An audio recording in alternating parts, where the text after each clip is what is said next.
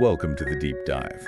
Today we are really strapping ourselves in for what our sources are calling a financial wake-up call. Yeah, that's a good way to put it. We're diving into a whole stack of material, all based around these 21 harsh truths.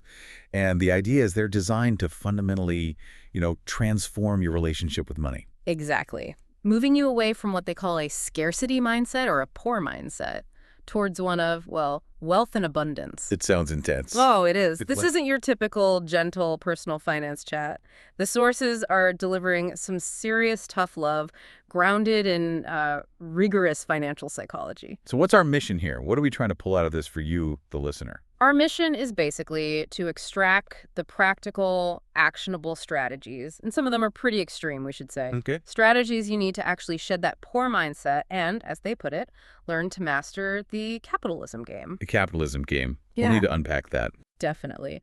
But it starts with radical accountability, a real willingness to challenge maybe everything you think you know about earning, spending, saving, the works. Right. And to really grasp the potential here, the potential for transformation.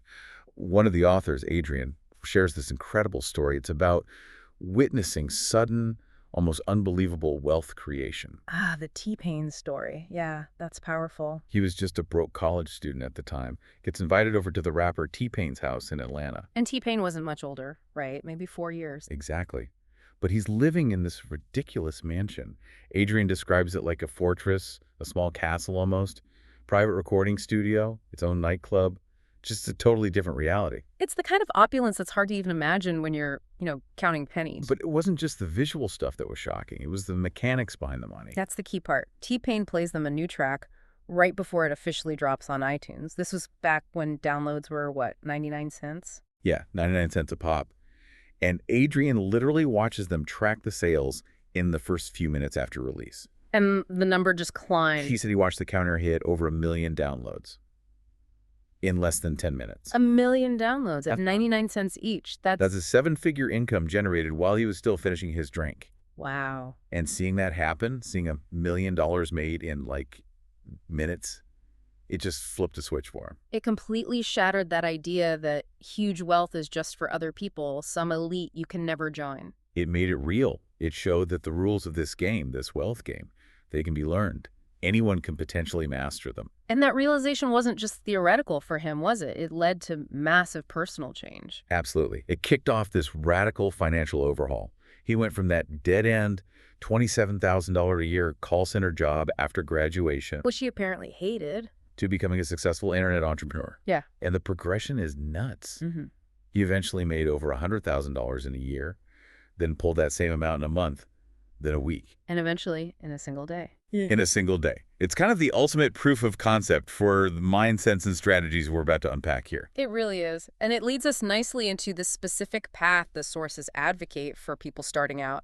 They often call it the grinder path or the slow hustler route. Right, because not everyone has, connections for venture capital or wants to bet the farm on some risky startup. Exactly. The slow hustler approach is about keeping your stability. You keep your day job, that reliable income. But then you use your other time? Nights, weekends, lunch breaks, whatever you can carve out. And you use that time to bootstrap your side venture. Slowly, methodically. And crucially, low risk.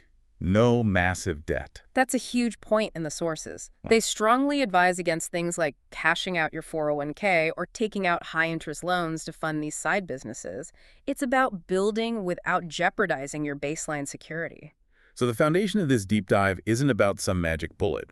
It's about mastering the mindset, adopting specific habits, and consistently executing these low-risk strategies. Until, ideally, that side income grows enough to surpass and maybe even replace your main income.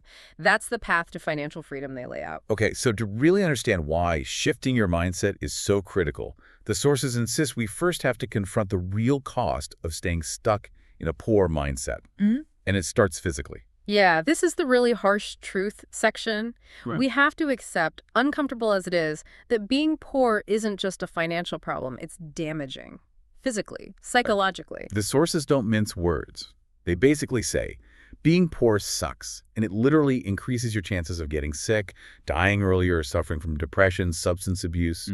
Just chronic high stress. And it's not just, feeling stressed. It goes deeper. It's neurological. This is where it gets fascinating and, frankly, a bit scary. How so? Neurological. Poverty, especially if you experience it early in life, is linked to actual measurable changes in your brain structure. Specifically, they talk about a reduction in the size of the hippocampus. Okay, refresh us. The hippocampus is for Memory, spatial reasoning, but critically, it's also central to managing stress. So a smaller, less efficient hippocampus means that constant background stress of poverty, it's harder to cope with.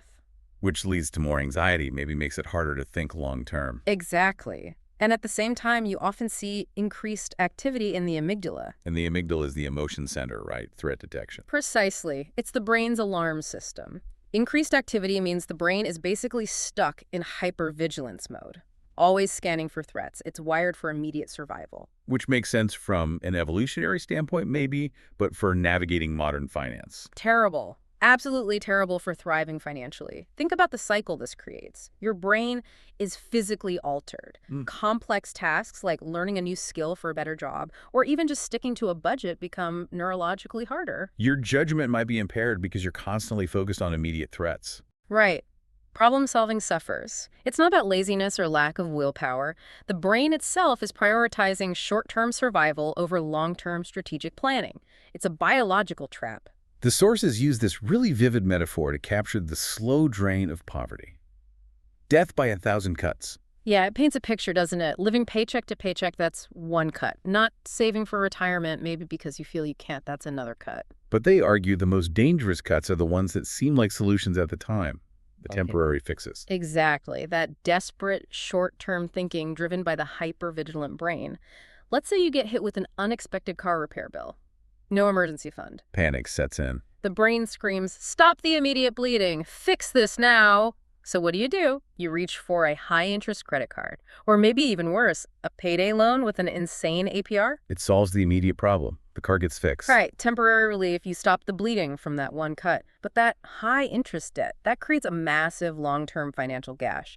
It'll bleed you dry through interest payments for years, maybe decades. And that whole experience just reinforces the feeling of being trapped, powerless. Precisely. It loops right back, cementing that poor mindset, that feeling that you just can't get ahead. It confirms the powerlessness. And that feeling, that sense of powerlessness, has been tragically reinforced for decades by a really pervasive myth, hasn't it? The happiness plateau idea. Oh, yes. The famous $75,000 study. It was everywhere for years. The idea that your emotional well-being basically flatlines once your income hits $75K. And Adrian, the author we mentioned earlier, he said he totally bought into this in college. It almost brainwashed him. He genuinely believed chasing more money beyond that point was pointless, maybe even harmful. Just more stress for no real gain in happiness. So he internalized it. Right. Took that $27,000 call center job after graduating, thinking he was making the happy choice, prioritizing well-being over money. But the reality was completely different, wasn't it? The job was soul-crushing, the financial stress was immense. He wasn't happy. He was just stressed and broke. The big shift came later, with more comprehensive research. A 2021 study, I think by Killingsworth, used way more data points. Yeah, that one was significant. It found a clear, continuous link between higher incomes and higher levels of well-being. Way past that $75,000 mark, there was no plateau in their data. So more money did correlate with more happiness, or at least reported well-being. And the fascinating thing is why. The sources argue it's not really about buying more stuff, although that can be nice. It's about choice, control, reduced stress. Money buys options. Exactly. It buys you the ability to outsource tasks that stress you out, like cleaning. It lets you move away from a negative environment or quit a toxic job. It allows you to say no more often. That freedom, that sense of control is what the earlier studies underestimated. Right. Money, when used wisely, becomes a powerful stress reduction tool. It buys back your time and your peace of mind. Being rich and testing your limits can lead to a level of satisfaction that settling for enough might not. This brings us around to a core philosophy in the sources. How we think about capitalism itself. It's often such a loaded term, right? Political baggage, moral debates. Feels like a dirty word sometimes. Yeah. But the sources try to strip all that away. They reframe it very simply. Capitalism is a game. A competitive economic system operating within a free market. That's the basic definition they use. a game with rules. And like any game, if you want to win, you have to learn the rules, which, they argue, is where many people fail. They're essentially playing the wrong game. They use this great analogy, the pickleball football analogy. Okay, how does that work? Imagine showing up to a championship football game, ready to play, but you've brought a pickleball paddle. Okay, not going to work well. Right. You might be the world's best pickleball player. Phenomenal skills. But on a football field, with football rules, you're going to get crushed. So the analogy is, you might be incredibly skilled and valuable in one domain. Maybe you're an amazing teacher, a dedicated nurse, a brave firefighter. Professions with immense social value. absolutely essential roles. But excelling in those roles doesn't automatically translate to winning the specific game of generating massive economic wealth. That requires learning a different set of rules, the rules of the wealth game. That's a tough pill to swallow for some, maybe, but it highlights the need to understand the specific arena you're competing in if wealth is the goal. Precisely. And this idea of understanding the game and your role in it connects directly to a key psychological concept, Julian Rotter's locus of control. Okay, break that down. Locus of control. It's basically about where you believe control over your life resides. Is it internal within you or external outside of you? Let's look at the external locus first.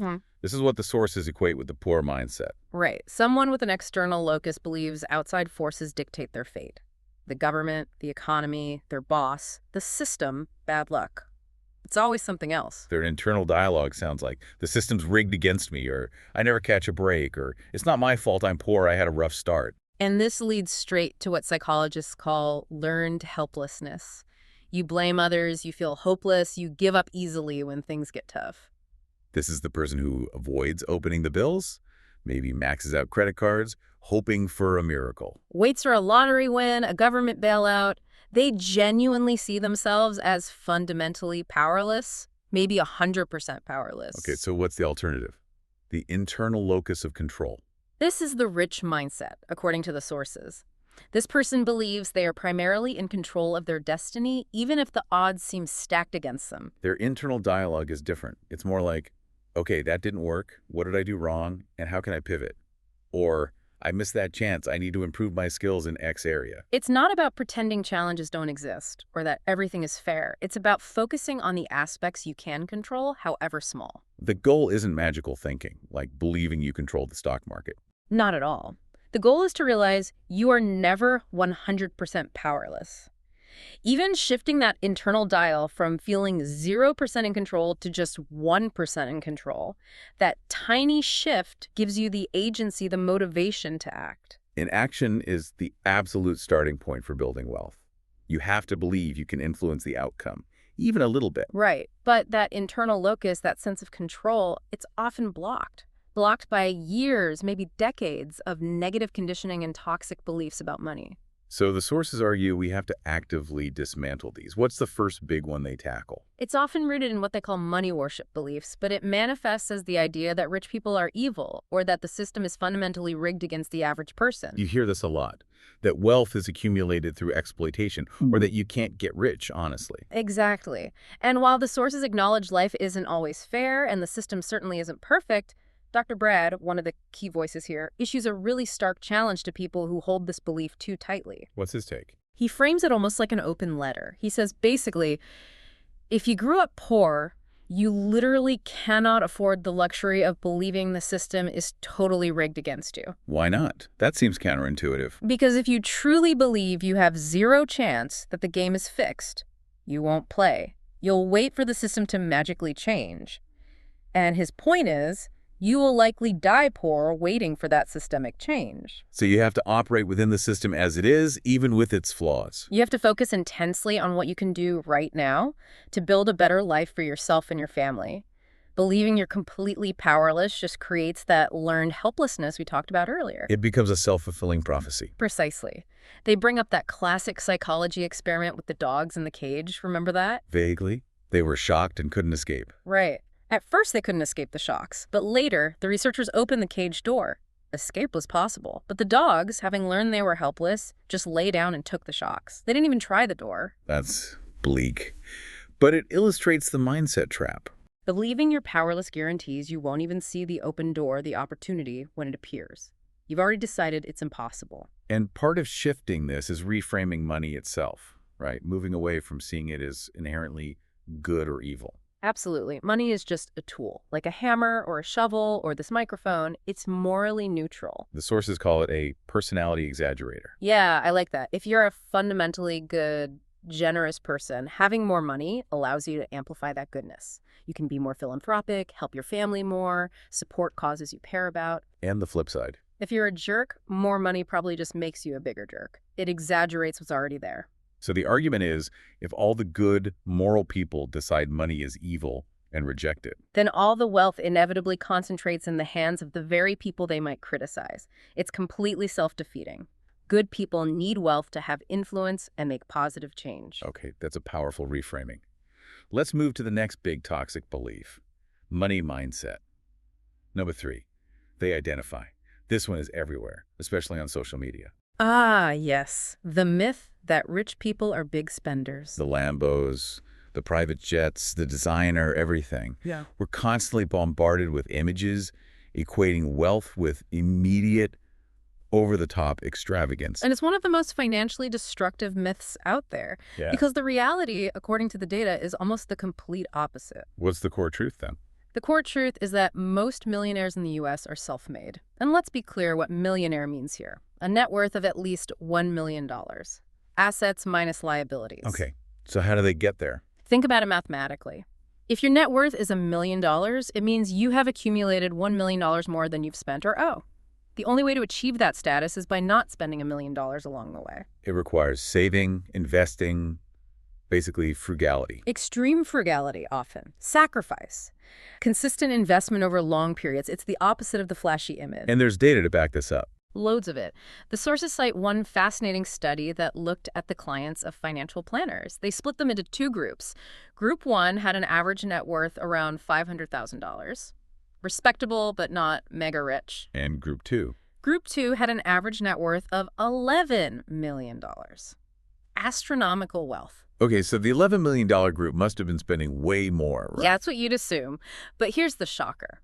The multimillionaire group, the ones with 22 times the net worth, they only spent about twice as much annually as the $500K group. Only twice as much, with 22 times the wealth. Exactly. It demonstrates incredible spending discipline. Their wealth was built and, just as importantly, maintained through serious frugality relative to their means. So the irony is... The bitter irony is that it's often people with less money who feel the pressure to flex, to show off. They buy the expensive car they can't really afford, the designer labels.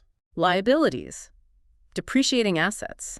They do it in this misguided attempt to signal a status they haven't actually achieved, sacrificing their long-term financial future just to impress people who, frankly, probably don't care that much anyway. Let's dive into the psychology behind that urge to flex. Why do people do it? The sources say it's kind of an evolutionary thing. Yeah, they argue it's an old evolutionary trigger being exploited in modern times. Think way back. A Viking warrior wearing heavy gold armbands, maybe expensive furs or armor. Okay. That wasn't just fashion, it was a status signal. It communicated, I am powerful, I have resources, I'm a successful hunter, raider, leader. It signaled strength, making them a desirable partner or ally. So flashing wealth signaled fitness, basically? In that historical context, yes. But today, that same deep-seated trigger is ruthlessly exploited by luxury goods companies. Companies like Louis Vuitton, Tag Heuer, Dior, the ones owned by Bernard Arnault, one of the richest men in the world. Exactly. Their entire business model profits from insecurity. They sell the appearance of wealth to people who would rather go broke looking rich than save, invest, and actually become rich. You're trading decades of potential freedom for a logo on a handbag. Precisely. A fleeting moment of perceived status.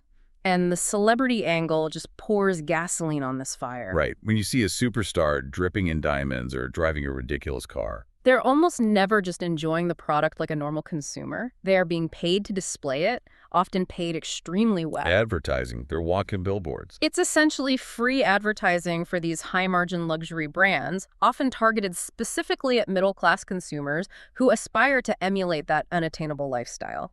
The genuinely wealthy, the $11 million net worth types, they're often far less conspicuous. They're driving Toyotas, not Ferraris. And the cost of all this materialism, this flexing, it goes beyond just the money spent, doesn't it? There's a psychological cost, too. Oh, absolutely. Owning too much stuff, especially expensive stuff, becomes a liability in itself. Dr. Brad gives a great personal example comparing his cars. The Land Rover versus the 4Runner. Yeah. He talks about the mental energy consumed by owning a really expensive car, constantly worrying about scratches, dings, where to park it, the insane insurance, the maintenance bills, And the Land Rover maintenance was like $2,000 a pop. compared to maybe $90 for his old, reliable Toyota 4Runner. The expensive car wasn't just draining his wallet, it was draining his peace of mind, his mental energy. Adrian hits this from a minimalist angle, too. Every object you own takes up mental real estate. He shared that anecdote about Christina Dorman, the pickleball player. She had this expensive wedding ring. Right, and she was losing sleep, worrying about losing it or damaging it when she traveled for tournaments. So she just got rid of it. The emotional liability, the mental drain outweighed the sentimental value or the status symbol. That's the rich mindset in action. Right. Prioritizing freedom and peace over possessions. So what's the antidote to this whole flex culture trap? The sources are unanimous on this. Delayed gratification. This is arguably the single most important psychological trait for building wealth. Meaning you have to be willing to say no now for a bigger yes later. Exactly. But it's hard unless you have a really compelling reason. You need to cultivate an exciting, vivid vision of your future financial freedom. What will that freedom allow you to do? Travel, quit the job you hate, spend more time with family. That vision needs to be more appealing than the immediate hit of buying something shiny today. Precisely. That future vision has to be so powerful, so desirable, that saying no to the $8 latte, the impulse buy, the unnecessary upgrade feels easy, almost automatic. Because you know what you're really buying with that saved money. You're buying future freedom. You got it. Your investments, that boring 401k contribution, the target date fund, they aren't shiny. Nobody's impressed. But those quiet, consistent investments, they are the only things that make your financial future bright. Everything else is just noise. Okay, so we've talked mindset, we've dismantled some toxic beliefs. Now we need the fuel to actually make progress. And the sources say that fuel is accountability, pure, unadulterated accountability. Yeah, this is where the harsh truths really kick in. The absolute prerequisite, they argue, is summed up in the phrase, excuses are for cowards. You have to take full, radical responsibility for your financial situation. Now, hold on. They make an important distinction here, right? Between responsibility and fault. Absolutely crucial distinction. It is not your fault if you were born into poverty. It's not your fault if you face systemic disadvantages or if the economy tanked just as you graduated. Those are external factors. All right. But the sources argue, from the moment you become an adult, the responsibility for changing your circumstances shifts entirely to you. It might not be your fault you were born poor, but they bluntly state, it is your fault if you die poor. That's harsh. But the point is about agency, about taking control where you can. Exactly. It connects back to escaping that learned helplessness, trap the dog in the cage. How do you convince yourself, convince your own brain that you're not powerless anymore? You need proof. You need to create empowering experiences. Every small win matters. Paying off one credit card, saving your first $100, learning a new skill that increases your earning potential, negotiating a bill successfully. Each one is like a little piece of evidence you show your brain. See, I can influence things. And each piece strengthens that internal locus of control. It builds momentum. The sources give a really potent example of this kind of radical accountability from Dr. Brad's own life. The Jeep story. Oh yeah, that's a classic. He's 21, driving his Jeep, hits an icy bridge, spins out, wrecks the vehicle. Calls his dad, probably expecting sympathy. Oh, son, are you okay? That's terrible. Exactly. But his father's response, completely different. He cuts right through the emotion. First question, only question. What could you do differently next time? Wow. No sympathy, just accountability. Total accountability focus. A poor mindset, an external locus, would immediately blame the ice, the bridge design, the city for not salting, maybe the tires, the car itself. Anything external. But his dad forced him to look inward. What could you, Brad, have controlled? Driving slower, putting sandbags in the back for better traction, checking the weather forecast more carefully? It redirects energy away from blame and helplessness toward future prevention and control. That's the core difference. And the punchline. The state of South Dakota later sent him a bill for the guardrail he damaged. Adding insult to injury. But it reinforced the lesson. You own the consequences, you pay the price, you learn the lesson, you figure out how to control more next time. You don't wallow. Okay, so with that foundation of radical accountability firmly in place, the sources then offer what they call the idiot-proof guide to going from poor to rich. And they call it idiot-proof because it's so simple, so basic, that most people dismiss it. They think it has to be more complicated. It's boring, maybe. It's boring, which is precisely why, they argue, most people stay stuck. They're looking for secrets, hacks, shortcuts. The real path is consistent execution of the basics. So what are the steps? Step 1, graduate high school, get a job, any job to start. Step 2, get as much education or valuable skill training as you reasonably can. Statistically, higher education correlates with higher income and lower unemployment. Make sense? Step 3. The absolute bedrock. Do not spend more money than you make. Sounds obvious, but millions fail here. Step 4. Invest a percentage of every single dollar you earn, consistently. Let's pause on that percentage. What do they recommend? Most experts say maybe 10%. Yeah, 10% is a common starting point, but the sources push for more if possible. Dr. Brad, leveraging his psychology background, knew he needed aggressive action to change his trajectory, so he aimed for and achieved 30%. And Adrian, when he was living in the van, bootstrapping his business, he managed to save and invest an astonishing 95% of his income through extreme minimalism. That's obviously not sustainable or desirable for everyone, but it shows the power of radical prioritization. Okay. And the final step in the idiot-proof guide. It's a negative step. Do not do anything stupid. Training. Don't fall for get-rich-quick schemes. Don't gamble your savings on meme stocks because your buddy told you to. Don't take on massive consumer debt. Avoid the obvious financial landmines. Stick to the boring plan. Because the power isn't in complexity, it's in consistency. Exactly. They quantify it. Let's say you invest just $5 a day. $5, the cost of that fancy coffee we keep mentioning. Okay, $5 a day. Invest that consistently, earning average historical stock market returns, let's say around 10% annually. Compounded over time, how much do you think that becomes? $5 a day. Maybe a few $100,000 over a career. Over $1 million in about 42 years. Just from $5 a day. Just from $5 a day, started early enough and left alone to compound. That's the quiet, almost invisible power of consistent, boring investing. Anyone can do it. The barrier isn't knowledge, it's discipline and starting now. But okay, what about the person listening who says, that's great, but I genuinely don't have $5 a day left over. I'm stretched thin as it is. And this is where the sources get really confrontational, really extreme. This is the section titled, essentially, get a roommate, get on the bus, get sober, or shut up about being broke.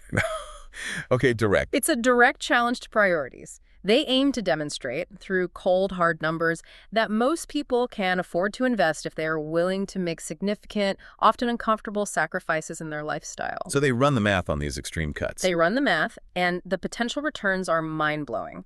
Let's take the biggest expense for most low to middle income households.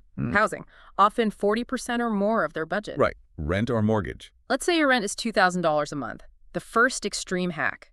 Get a roommate. Just one. Split the rent. That immediately frees up $1,000 a month. Okay, $1,000 a month. What happens if you invest that? Invest that $1,000 every month for 25 years, earning that same 10% average annual return. What's the nest egg? Quite a bit. $1.33 million. Just from getting one roommate and investing the savings? That's staggering. The price of privacy is over $1 million, potentially. And if you could stomach, say, 3 roommates, maybe you're young, sharing a larger place, if you could invest $1,500 a month, that pushes the 25-year total over $2 million. Okay. Extreme hack number 2. Get on the bus, meaning sell your personal car. Ditch it completely. That's a tough one for many people, especially outside big cities. Absolutely. But think about the total cost of car ownership. It's not just the payment. It's insurance, gas, maintenance, repairs, parking registration, and the big one, depreciation. It adds up fast. Easily $500, $800 a month, maybe more, depending on the car. Let's be conservative. Say you save $750 a month by ditching the car and using public transport, biking, walking, ride-sharing occasionally. Invest that $750 a month for 25 years at 10%. Okay, running the numbers. It's got to be huge again. Over $1.19 million. That's the potential cost of the convenience and status of personal car ownership. Wow. Okay, and the third one, get sober. Get sober. This isn't just about the direct cost of alcohol, which can be significant if you drink regularly or go out often. Say $150, $200 a month easily. But it's also the opportunity cost, right? Huge opportunity costs. The time wasted being hungover, the energy drained, The bad decisions made while under the influence. Adrian's example is perfect here. Quitting drinking freed up time and energy. Which he then channeled into learning new skills, like dancing and building side hustles. The financial return wasn't just the $150 a month saved on beer, it was the exponential return from the productive use of that reclaimed time and energy. But even just investing the direct savings, the $150 a month. Even just that yields over $147,000 over 25 years. Not bad for cutting out something that's likely not improving your health or finances anyway. So if you combine these, roommates, no car, sobriety, plus maybe a couple of smaller cuts they mentioned, the total potential is enormous. They calculate that someone starting at, say, age 22, making these extreme sacrifices, could potentially amass a nest egg of almost $4.9 million by age 47. That is genuinely life-altering. Yeah. But let me play devil's advocate, be the voice of the listener thinking, okay, easy for you to say, give up my car, my privacy, my social life all at once. Yeah. That sounds miserable. How do you sustain that kind of sacrifice without burning out completely? That's a critical question, and the sources do address it. It comes back to that delayed gratification muscle and the power of your vision. It can't feel like permanent deprivation. Exactly. You have to frame these sacrifices as temporary, as an accelerator towards that incredibly compelling future freedom you've envisioned. You're not giving up your car forever. You're trading it now for the freedom to travel the world later, or whatever your goal is. So it's a strategic, time-bound trade-off. Right. You focus intensely on the countdown. Maybe it's 10 years, 15 years, 25 years of extreme focus. And crucially, they stress finding your power group. Surrounding yourself with other people who are on the same mission, making similar sacrifices. People who support you, understand the goal, and won't tempt you back into old habits, avoiding the crabs in a barrel. People who try to pull you back down if you try to climb out. Exactly. You need reinforcement, not sabotage. So you view the sacrifice as a short-term, highly focused financial sprint undertaken with support, knowing the mathematical payoff at the finish line is absolutely profound. Okay, so let's say you've implemented some of these extreme cuts, you've freed up some cash flow, you're investing consistently. The next lever to pull is income, right? You need to earn more. Absolutely. Cutting costs can only take you so far. Winning the income game is crucial. And the core principle here is deceptively simple. Which is? The more economic value you contribute to the market, the more money you will make. Simple as that. Define economic value, though, because it's not the same as social value, is it? Not at all. And this is a really hard truth for many.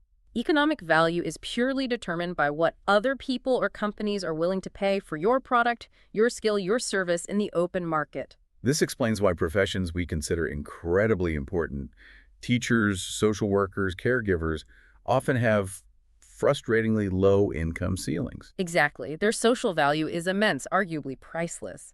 But their economic value, as determined by current market forces, school budgets, government funding, etc., is capped. So if you're in one of those fields and deeply frustrated by the income limit, the sources basically say if maximizing income is your primary goal, you might need to start playing a different game, or find a way to add a scalable economic component to what you do. Your value needs to be tied to scalable economic output, not just hours worked in a capped system. for many people, the first step towards increasing economic value is education. But the sources add a big caveat here. Yeah, they stress viewing education primarily as a business decision, especially if you're starting from a place of financial insecurity. Not just pursuing passion, but analyzing potential ROI. The statistics are clear.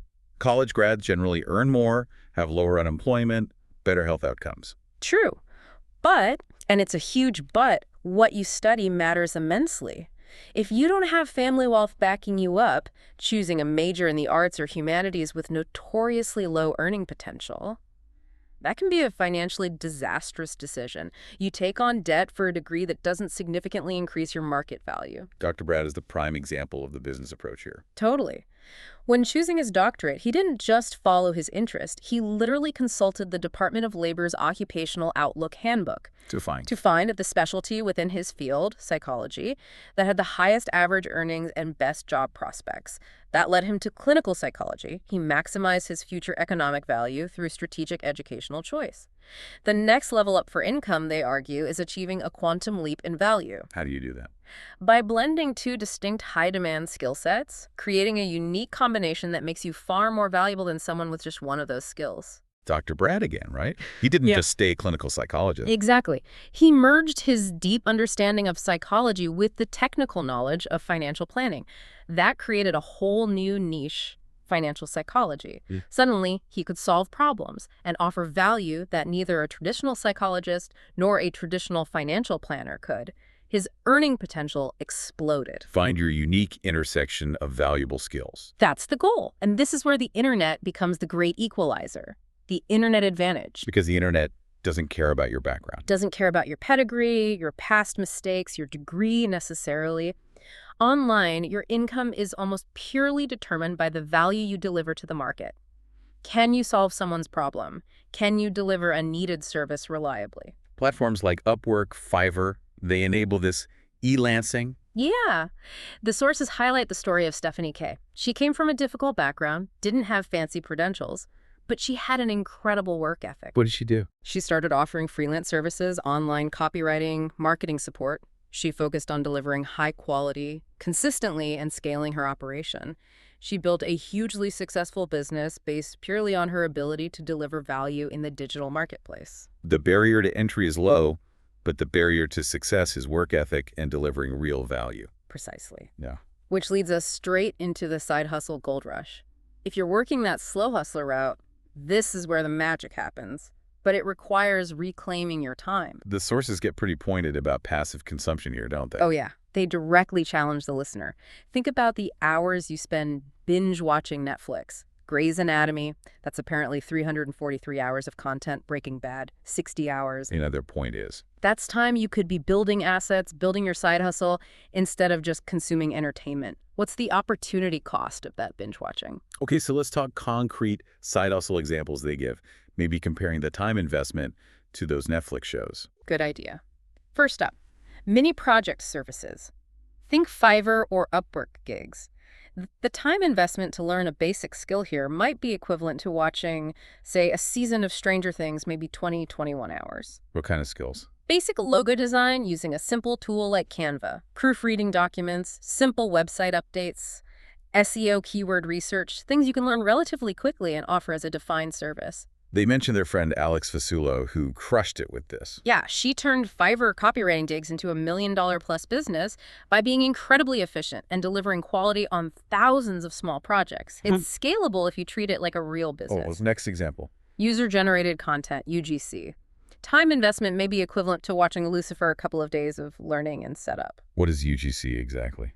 Sounds like jargon. It's basically creating authentic-looking product reviews, usually short videos for companies, often those selling on Amazon or social media. So you get a product, make a quick video talking about it. Exactly. You make it look like a real customer review. The company pays you for the video, maybe a few $100, but here's the kicker. They can often use that video in their ads for months, even years. So you get paid once, but the content keeps working for them. And sometimes you get paid multiple times depending on usage rights. Adrian personally invested about 100 hours creating around 500 of these little review videos. 100 hours is significant work up front. Definitely. But the following year, those videos generated over $43,000 in income for him, with almost no additional work on his part. That's leveraged income. Okay, powerful. And the third big one they mentioned, Adrian's most lucrative. Affiliate marketing. Time investment to learn the ropes and start building may be equivalent to watching all of Breaking Bad, 60 hours or so, but ongoing effort is required. This is promoting other people's products. Right. You create content, blog posts, videos, social media that attracts an audience interested in a particular topic. Then you recommend relevant products or services using a special affiliate link. If someone clicks your link and buys, you get a commission. This takes time to build an audience, though, right? It's not instant cash. Absolutely not. That's the crucial caveat. You have to put in the work first to create valuable content and build trust with an audience. But once you have that audience, the income can be highly scalable. Adrian eventually scaled his affiliate income to peaks of $15,000 per week. Requires patience and consistent content creation. Definitely. It's a marathon, not a sprint. Okay, so you're cutting costs, boosting income. Now you need to put that money to work. Investing. Yeah. But the sources acknowledge a major hurdle here for many people. Yeah, deep-seated mistrust. especially for people who grew up poor or come from communities that have historically been exploited by financial institutions.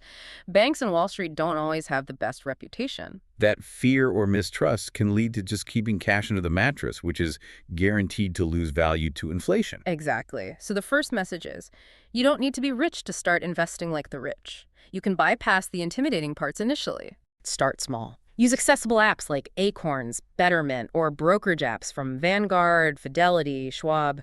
You can often start with literally $30 a month, even $5. Just get the ball rolling. And what should a beginner invest in? It feels overwhelming. For the DIY investor, especially one who admits they don't have deep financial expertise, the sources strongly recommend target date funds. Explain those again. They sound simple but effective. They really are. Think of it as retirement investing on autopilot. You pick a fund based on your approximate retirement year, say target date 2055 if you plan to retire around then. And the fund does the work. The fund automatically manages the asset allocation for you. When you're young, far from 2055, it invests heavily in higher growth, potentially riskier assets like stocks.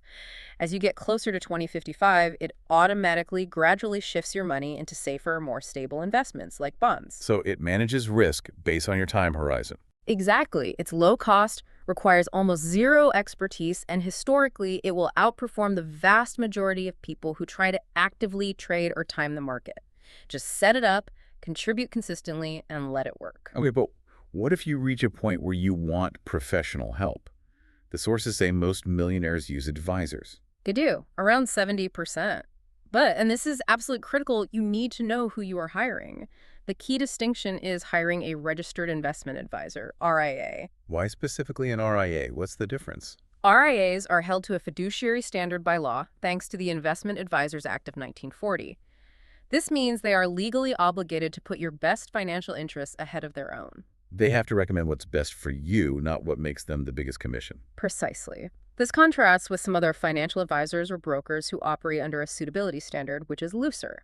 They might sell you a product that's suitable, but maybe not the absolute best or lowest cost option for you, perhaps because it pays them a higher commission. Always ask if your advisor is a fiduciary, specifically an RIA. Got it. Fiduciary duty is key. And a final rule on advice. Simple but crucial. Never take financial advice from broke people. Seems obvious, but... But we do it. Your friend who lost his shirt day trading?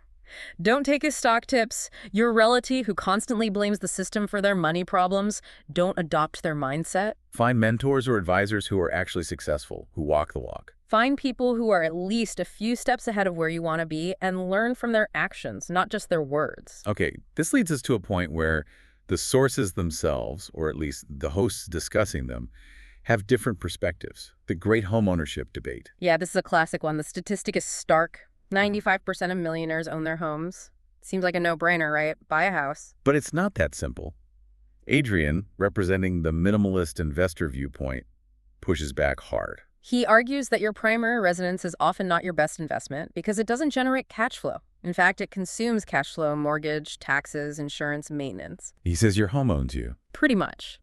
The big mortgage ties you down geographically, limits your career flexibility, makes it harder to quit a job you hate or move for a better opportunity.